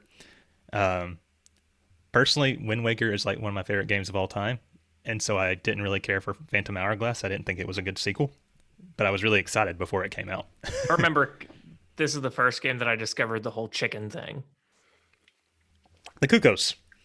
So basically, in the general idea of this game is that Link and Zelda are like looking. I call her Zelda, but she's going by her alter ego of Tetra. She's like a pirate captain in Wind Waker and Phantom Hourglass. They are looking for a new land, and then shit happens, and that never actually happens in this game. But then, sometime between Phantom Hourglass and the next game, Spirit Tracks, apparently Link and Zelda were able to find a new land, and it has been founded. It's like a new Hyrule. So that's really cool because they even actually, the Link in this game's the guy that he lives with, it's like they're not related, but it's a character from Wind Waker and Phantom Hourglass. He's like, I remember. It's kind of weird because it's the same. He's like an old man now. So that's cool. And then they also make reference to like the great Princess Zelda who founded the land. There's like a stained glass window of her somewhere. So that part's cool. Of course, this land has a demon king too, so that sucks. And I'm not sure, his name is Malladus, and I'm not sure if he's supposed to be like a new reincarnation of Ganon or what, but regardless, they've still got problems. So that's the end of that timeline. The next thing that is really interesting is Breath of the Wild, because we didn't really know where it took place other than it's probably way far into the timeline. The thing that threw everybody else off in particular is in Wind Waker, they established the fact that this race of fish people, the Zoras, evolved into a race of bird people called the Rito. But Breath of the Wild has Zoras and Rito. So it's like, what the fuck? So that didn't make any sense. Well, they finally put out a book and said that basically all of the events of all the other Zelda games happened so long ago before Breath of the Wild that they had faded into myth. And so basically Breath of the Wild is like a fresh starting point. Like they just wanted to be like, no, none of that lore matters. Don't try to connect anything. So that's kind of whatever, I guess, but probably for the best. And then there was a footnote at the bottom of this timeline I was looking at, and it said the timeline can be interpreted in a number of ways and may change depending on new discoveries that have come to light and the player's imaginations. So they're basically saying at this point, don't take it too seriously, I guess. And they really have no idea what they're doing. Because there was another book, the Zelda Encyclopedia, that came out after the Hyrule Historia, where a couple of the games had been rearranged, and that's why they included this footnote.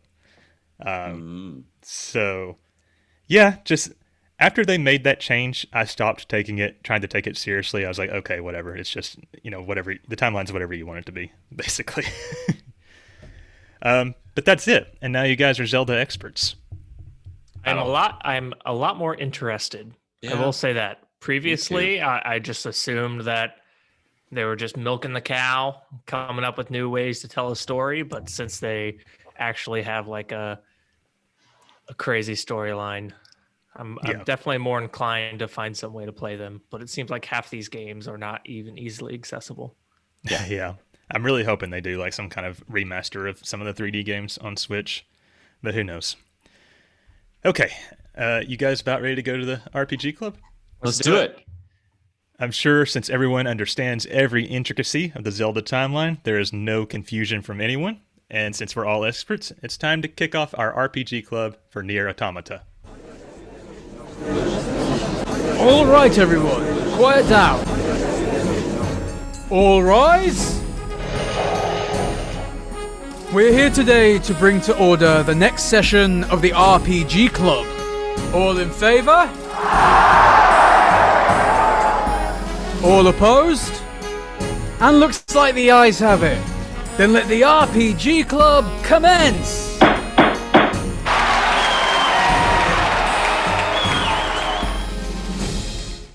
We don't have to do any like penalties or anything for anybody this time. No gavel banging needed. Nope. Is this the first time? Yeah. I think so. Yeah.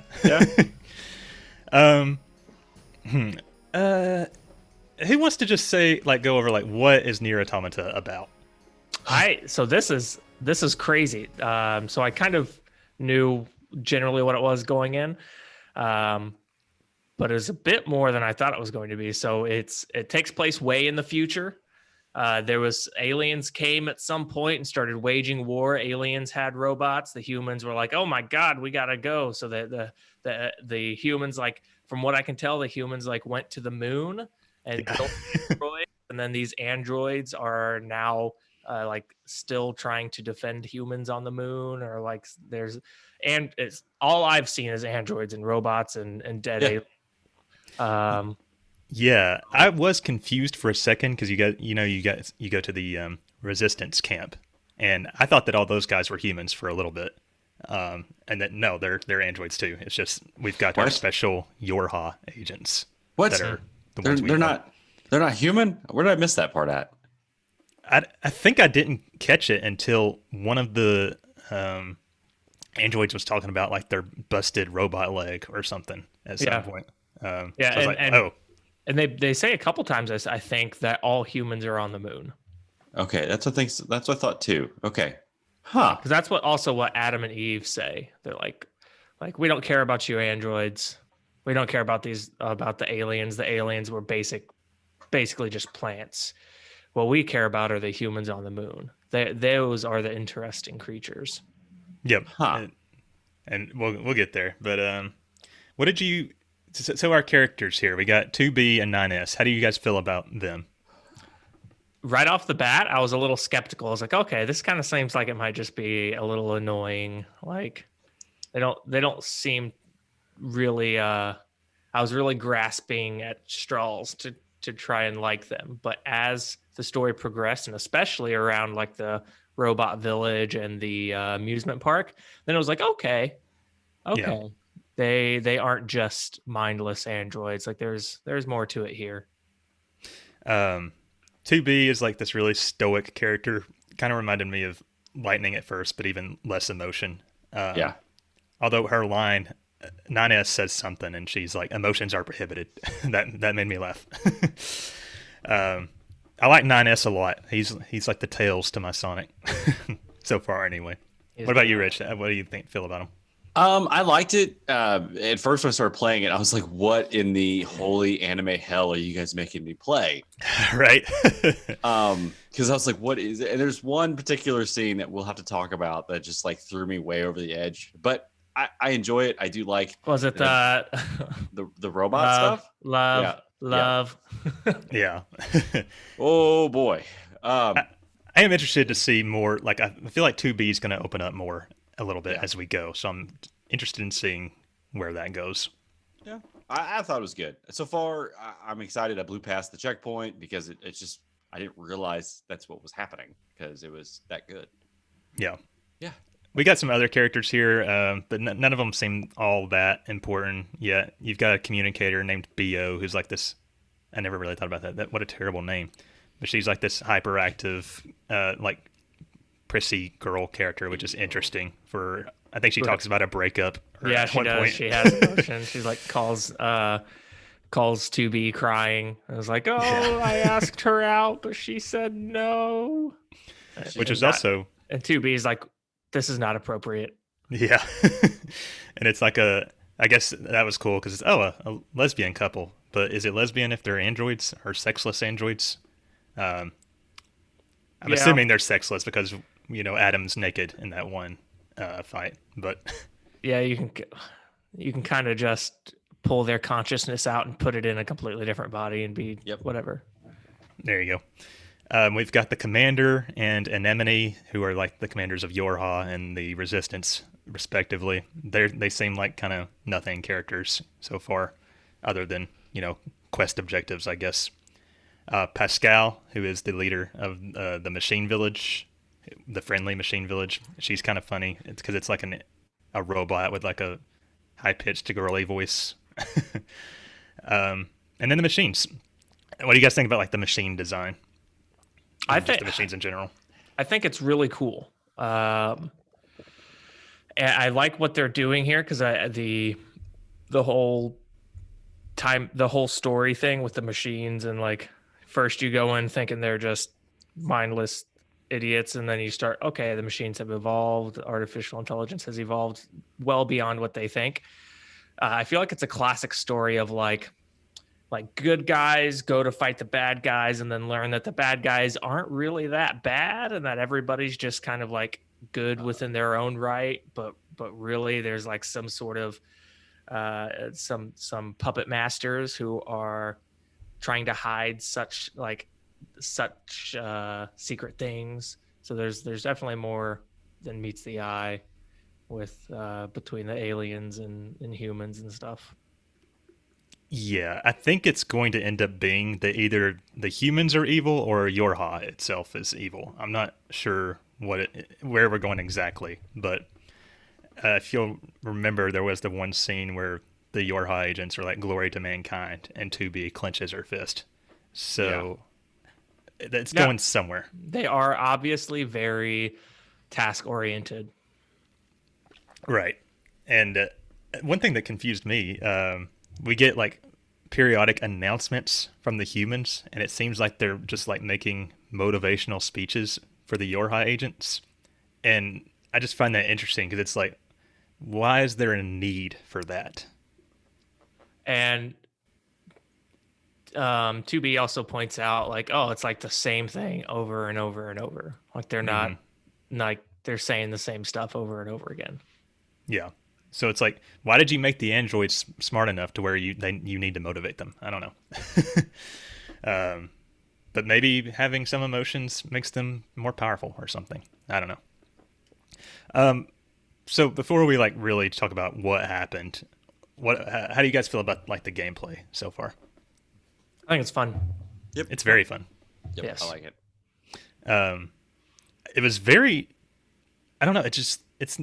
I thought it was going to be very like Devil May Cry or Bayonetta, that style of, action beat 'em up type deals. But I think the integration of the pods makes it feel different than anything I've ever played before. That on top of how it goes to like side scroll or top down view or battleship. Oh yeah. What do you think, Rich? Those are some good gameplays to it. I like the combat style. It's very fast paced. Switching between different weapons is pretty quick. So I like slashing up robots with different things. It's pretty fun. I was very thrown off at the beginning because, it starts off with that bullet hell, like Galaga type, flying ship shooting sequence. And I'm like, I did not realize that was the gameplay. That was part of the gameplay at all. I think one thing I don't like, though, the enemies do so much damage, I feel like, that I find myself just keeping away from them and not using the melee attacks a lot. Just like blasting them to hell from far away. Maybe it's because I haven't gotten good at dodging or whatever, but... Yeah, I dodge the crap out of everything. Yeah, I find myself just like, especially there, right before you go and fight Adam and Eve, whenever you go down in the cave, there are these like spiral worm robots. I avoid those. As I was fighting those, I was just like tapping the dodge button rapidly while attacking the attack button, and that adds some pretty sweet combos of like teleporting around and dodging and attacking. Yeah. I think I just started using the dodging regularly, so that was probably part of my problem. If you time it just right, you get a counterattack. Yep. It's pretty nice. What about the chip system? Have you guys used that a lot yet? Or I let it auto assign things. Same here. And then I always make sure I have like the auto chip on for the bot. Yeah, there you go. I don't know if we've really thought it out or not. I think Corey usually does that shit because he's better at menu management and shit like that. But I don't understand it, so I'm gonna do auto the entire time. Another really unique mechanic. I know that it's been done in other games, but if you die, you have to recover your body. So I haven't died. I think I did once. I've done it a couple times. Did you guys ever try doing anything with the animals, like the mooses and shit? Yeah, I've killed a couple mooses and pigs because you use it for upgrades. Oh, really? Yeah. I haven't. Gracie has been playing it because she really likes it. Like just running around, and she was ecstatic when she found the amusement park because she ended up finding the amusement park by herself. I put the game on. I was at I have a save file just for her to toy around on, and I was at the resistance camp. And then she freaks out and was like, I found a robot party. And she came down and showed me. And yeah, sure enough, she made it to the amusement park by herself. Nice. And for the entire day, she was like, we are going to the robot party. That's awesome. Very cute. It. So as far as what actually happens, I don't think we need to cover the point by point story or anything. More what parts so far have really stood out to you guys? For me, I really liked the desert. Just you're learning more, and at one point there's a conversation with 9S and 2B where it's these are called apartments. Humans used to live in them. Yeah. And I was like, oh, that's kind of funny. And then the birth of Adam, that was a little weird or is like, and that like it gives birth, you defeat him, and then like another one crawls out of the one you just defeated, and now there's two of them. It's like, okay, that's odd. I was horrified at that part. Like seriously, seeing a robot laying on the back. It was like missionary style of like going to town. Just love, just Well, it's very pounding. I symbolic. was like, That's like, okay, these robots are learning from their records of humans. apparently they got a hold of Pornhub and just it's where they learned it. Once it's on the internet, it's never gone. There you go. I also really liked the entire scene where you go down and you're like, after the city like gets wasted by the huge mecha robot. What do they call it? The Goliath, yeah. And you go down there and it's just dead alien bodies. Yeah, that was weird. And It was a good twist. Yeah. So, and then that's where you learn Adam and Eve. Like, oh, we killed the aliens. Like, Yeah. Like we realized we advanced past them, realized that they were just plants with like basic goals, and we're better than that. Yeah. And he was like, well, the humans, that's what we're interested by. The people who can kill so much of your own and then also love so heavily. I was like, okay, this is getting good. Yeah, and I was kind of blown away by the fact that the aliens apparently have been hiding out and never left the planet too. So yeah, well, and now like Yorha is just like, we're gonna keep this under wraps, just a little bit before like we'd figure out what to do with this. So don't tell anybody. right. We didn't know that. I kind of feel like that's going to play a big point because this entire thing has been androids defeat the aliens. Yep. It's like, okay, the aliens are gone. Yeah. Uh-oh. I bet Now what do we do? I think it's definitely going in the direction that 2B is going to end up like going rogue against Yorha possibly. Yeah, but what about that other girl that went rogue? Oh, isn't that like I think that's supposed to be like something? yeah, isn't that like the mission they gave her like to do next? Well, no, they, if I remember correctly, Because we haven't actually met A9 yet, so don't go too far in the where I know you're a little bit past where we are. Wait, I have no idea who no. A9 is. because you go to the kingdom. I thought you go Yeah, we're not supposed to be there. mother. Yeah. Just forget what I said. God dang it, Rich. I know that one of the main characters is A9, so I'm not surprised that I have there's- no idea who A9 is. Don't worry about it. That is a battery type. It's a new kind of sauce replacing Yes. A1. Yep. 9 times the flavor. For me, I thought the amusement park was really cool. I was like really thrown off as far as like, oh, there's still fireworks going on and shit. It was like really out of place in the world that we have seen so far. The music going on, like the robot singing, that was like, it's really good, but really like chilling. Like, and I feel like that's kind of the music that has been the whole time. The music's really good, but it's kind of like sometimes it could be really offsetting and sets like a really awesome tone. Yeah, the music has been awesome so far. I enjoyed And it. then I really liked. Oh, what did you guys think about the boss at the amusement park? It was like that giant robot lady on the stage with her dress made of android corpses and all that. Yeah, that was a little weird. Like, I'm going to take all these bodies and I'm going to put them on me. It's the weird that I like. Yeah. I really liked the machine village too, just because not only was it cool, but like I really loved the music there. I listened to that for like a couple hours one night while I was working on a website for somebody. But of course the part where the Goliaths come out into the city and you have to defeat them, and they sort of like change the very structure of the city was really cool. One thing I didn't like is the boss fight with Adam and Eve, even though or just Eve, I guess, was fun. I feel like there was a lot of important exposition going on during the fight, and I was like, I got to focus right now. Yeah, I felt the same way. I was like, oh man, how can he talk while fighting? Like, he's talking very well. He's not even gassed. What's going on? Yeah.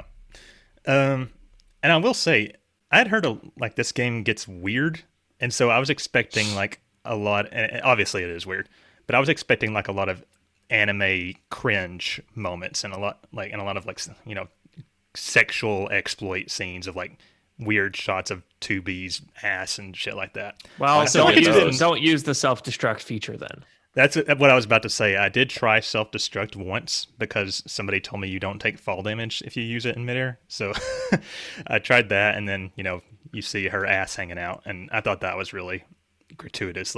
But I'm gonna do that. I'm gonna do that today. I didn't know about this. I'm gonna do it. You should, if you want to be a sleaze. But what I was gonna say is that other than that, it's actually been a lot more behaved than I thought it would be on just the cringe stuff. It's not too bad. Yeah. Not at all. We got some listener feedback here. You got any final thoughts on Nier so far before we do that? Yeah, I'm looking forward to playing more of it. Can't wait for the next segment. There's a part of me that's like, I would have already finished this game. That's how much I'm liking it. So yeah, I think I'm with Jay on that. If I hadn't actually figured out when to stop, asked you guys, I would have kept going, and would have been done with the game. But I like it. I think it's a different type of game I've played before. So a few cringe moments, but it's still fun. I think my main complaint up until towards the end of the section was I felt like the story was going slower than what I would like it to. But I think I've been told that after, this Flooded City recon mission and forward, it just keeps heating up. So looking forward to that. It's only like a 5-hour segment unless you go and burn through a bunch of side quests. So I feel like we got a lot in 5 hours. What was 5 hours of Wild Arms? That's true. For me, it was, that opening 3 segments. But another complaint I have so far is the side quests. I'm finding them difficult, or some of them difficult, and there's a lot more than I thought there would be. And I know you don't have to do them, but you know me. And the few that I have done, it's like that you're searching for items in this wide range. It's I can't find them. Where are they? Yeah. I don't see the little shining thing. And then all of a sudden I'll be like, oh my God, there it is. I'm stuck on one side quest right now where you have to race this robot, and the window of error is 0 as far as actually beating it. And that's really pissing me off. I tried that, and I don't want to do that ever again. There's this one side quest I have right now also where it's it gives you 6 of those wide range areas to search. And it's it could be in any of them, the thing you're looking for. And it's random, apparently. I tried to find a guide for it. So that sucks. But overall, I am also enjoying the game quite a bit. I'm very happy with it. So I'm looking forward to seeing where it goes. So listener feedback, we got a few here. Frost in the Discord, he said, the map is iffy. Invisible walls are frustrating. Story so far is intriguing. I don't like the switching views from normal to top down, etc. Music is pleasant. The invisible walls, I can understand. There's a lot of areas where it looks like you should be able to go inside a building or something like that, and it's just, you can't. I was like, oh, hey, there's a huge gaping wall here. Maybe there's a chest. Nope. Yep. There's a border. I'm glad we have fast travel now, because I agree that getting from place to place it did get annoying at some points. Yeah. The normal to top down view switch, I guess I get not liking the top down, but I do like when it switches between, a side scroller and 3D. It's really cool. Top down, I hate. Side scroll, I'm cool with. Yeah. I'll let you take the next one, Rich. All right, Kai Lee. My thoughts are, this section is the game at its weakest. You are given very little information. Your weapons are fairly weak, and unless you farm to upgrade your slots at Resistant Camp, you are stuck with few plugins. With too few plugins to really feel at all powerful. I found the body recovery mechanics to be neat, but knowing what's ahead, I feel like the game is it's hard pulling its punches here and not showing all it can. Obviously, it's the beginning of the game. The fight in the amusement park is amazing, though, and I really enjoyed the train ride to the boss on the roller coaster. That was actually kind of fun. I forgot about that part. Yeah, that was cool. I'm excited because he said this is the weakest part of the game, so that means it's only going to go up from here. Hopefully. That's really cool. And I also agree with him that I don't really feel powerful yet, so it'll be interesting to see where things go. I'll let you take the last one, Jay. All right.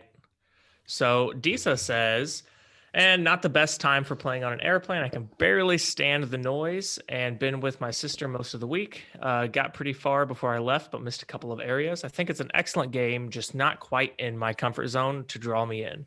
The PS4 is nearly unbearable now. Is she having like noise issues? Yeah, her PS4, it sounds like a jet engine, apparently. Oh God. Yeah. My fiance will attempt to clean it tomorrow, and I'm crossing everything I have. It works. I missed the early PS4 days of comfortable gaming, but unbearable now. My fiance will attempt to clean it tomorrow, and crossing everything I have, it works. I missed the early PS4 days of comfortable gaming. I must have pasted that twice on accident. Oops. So, yeah, it's seems like she's having some noise issues with the PS4, which I have noticed these later generation games are really like taxing the system. So 4 years of a little bit of dust on top of these new games just taking everything these systems have. Yeah, and I've had the same problem in the past as well. Even my Pro is noisy at some points. Apparently, if you just clean it out, it's really easy to do and helps the noise system. But I've heard that the PS5, the reason it's so big is because of the cooling. So I guess they were trying to address that issue, which is a fair trade, I guess. No tea time with Bill. I think he said he did not finish the segment. He's in the desert somewhere, so he has a little while to go. He didn't beat it? No, he did not. So we don't give Bill strikes, do we? No, we don't, because technically he's not involved with it, he said, but he's still playing it. So he's not a game. real host. Yeah. So looking forward to the next session of the RPG Club, and that will happen on November 22nd. And like I said, you have until then to finish the 9S captured mission. You'll still be in Route A at that point. And I'm still not entirely clear what that means, so I'm excited to find out. I really hope my save file transfers from my PS4 to my PS5. Surely it will. Just gonna say. But I guess let's move on to our outro. With our first RPG Club complete, we're ready to move on to next week's episode. What will we be talking about, Rich? Next time, this is one of my episodes that I haven't had in like 5 weeks, is Next Gen Gaming is here. So we should have, by that time, at least our hands on a PlayStation 5, just to kind of feel on what the new capabilities are going to be and what that kind of looks like in the future of RPGs. So really excited for that. Yep, and I think the only thing I will probably have played by then is Spider-Man, but it'll still be cool to talk about. And it's maybe kind of a secret benefit that Jay will not have one, because we get to tell him everything he's missing out on. Yeah, exactly. So moving into our plugs, how can they help the show, Rich? Well, they can rate and review us on iTunes, Stitcher, Podbean, whatever you listen to your podcast on. It greatly help us to get higher up on the ranks. So please go out and rate and review us to help us reach more listeners. Yep.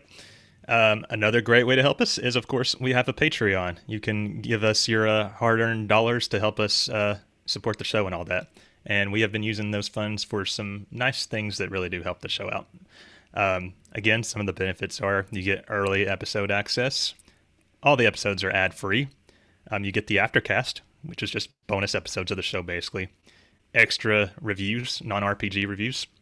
Like I said, we got The Last of Us and Donkey Kong Country in the pipeline. I'm trying to get through every game I've beaten this year. So eventually we'll do that. And you get to do nominations and voting in the RPG Club, which it's still not for a while, but it's a great benefit to help us decide the game. And there's more benefits on that. So you can check out all of that stuff at patreon.com/RPGafteryears.